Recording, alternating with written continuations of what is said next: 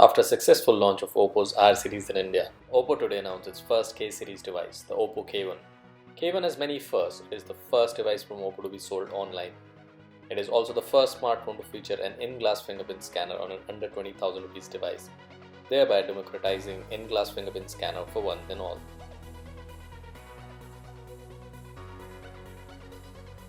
When I first received the device from OPPO, I didn't believe that all these features will be available on under 20k device.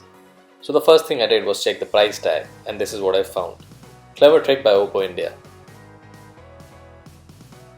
Talking about the specs, K1 comes with a 6.4 inches Full HD Plus AMOLED screen and has a 91% screen to body ratio thanks to the water drop screen.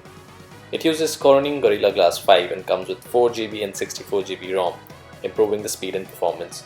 You can further expand memory by 256GB using a memory card. The device is powered by Qualcomm Snapdragon 660 processor and comes with ColorOS 5.2 based on Android 8.1. The device comes with a 3500 mAh battery but doesn't get OPPO's proprietary fast charging VOOC or Super VOOC technologies. Talking about the camera, K1 has a dual camera setup on the back which comprises of 16 megapixel plus 2 megapixel and a 25 megapixel front camera. OPPO K1 comes in two colors, Astral Blue and Piano Black. It is priced at INR 16,990 and will go on sale from 12th of February on Flipkart.